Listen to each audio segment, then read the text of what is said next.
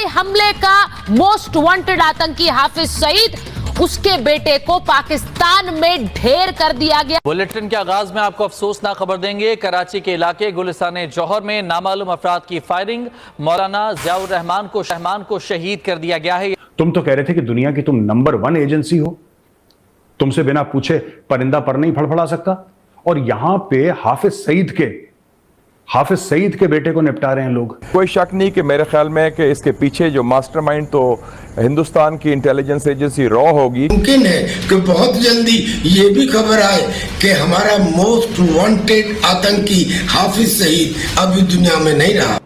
देखिए भाई, आजकल रा का खौफ जो है वो बहुत ही रॉ फॉर्म में पूरी दुनिया में व्याप्त हो रहा है। हिंदुस्तान की रियासती दहशतगर्दी के हवाले से 87 ट्रेनिंग कैंप्स बनाए हैं रॉ ने पाकिस्तान के खिलाफ कार्रवाई के लिए, 66 अफगानिस्तान में और 21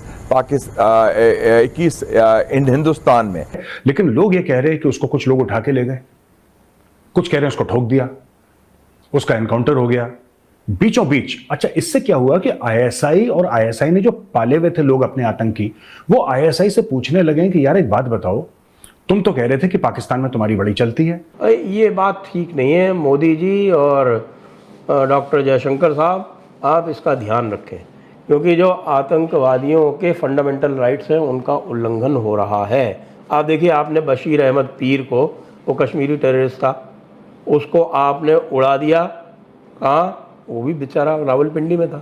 इंडिया तमाम तर दहशतगर्द गिरोहों से रवाबित कायम करके पाकिस्तान के खिलाफ दहशतगर्दों का एक मुश्तरका इत्तेहाद बना रहा है। अफगानिस्तान में भारतीय सिफारत खाने में तैनात भारतीय कर्नल राजेश दहशतगर्द तंजीमों के साथ तो हमारी क्या औकात है भैया, जब हाफिज सईद के बेटे को आईएसआई के नाक के नीचे से निपटा। अब उसको मारा नहीं मारा ये किसी को नहीं पता दोस्तों, लेकिन ये र्यूमर, ये अफवाह पूरी फैली हुई है कि हाफिज सईद का जो बेटा है कमालुद्दीन, इसके साथ कुछ ना कुछ हो गया है समय से पहले।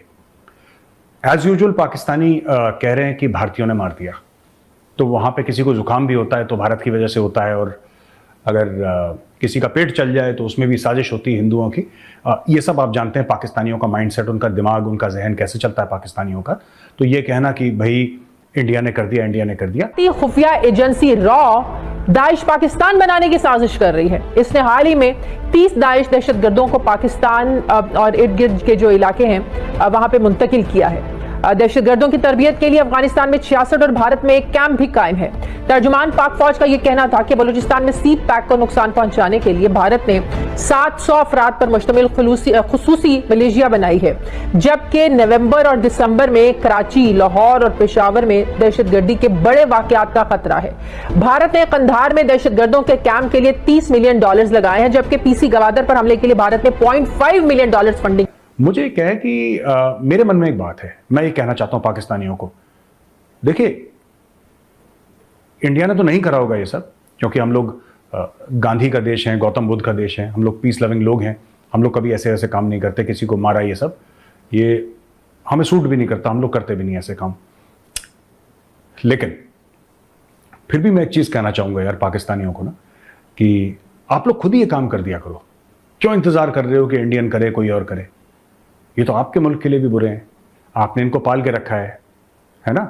आपने इन लोगों को पाल के रखा है। जब मैं बात करता हूं, मैं कमालुद्दीन की बात नहीं करता, मैं उसके बाद उसका बाप हाफिज सईद, में उसकी बात नहीं करता, मैं एक जहनियत की बात कर रहा हूं, मैं एक थॉट प्रोसेस की बात कर रहा हूं, मैं एक आइडिया की बात कर रहा हूं। आपने इस आइडिया को पाल के रखा, आपने इस सोच को पाल के रखा कि ये जो सोच है, ये सपोला है, ये सोच, ये बड़े होकर जब सांप बनेगी भारत को काटेगी। भारत को काटा भी है, तो इसमें पाकिस्तान सक्सेसफुल रहा है कि भारत को काटा है।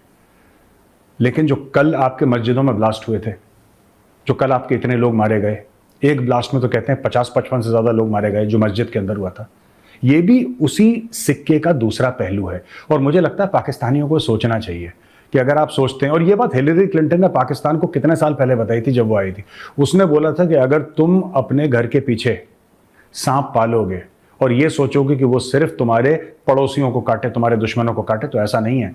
सांप की फितरत है काटना, अगर तुम्हारे पड़ोसी को काटेगा तुम्हें भी काटेगा, और वही सांप आज पाकिस्तान को काट रहा है।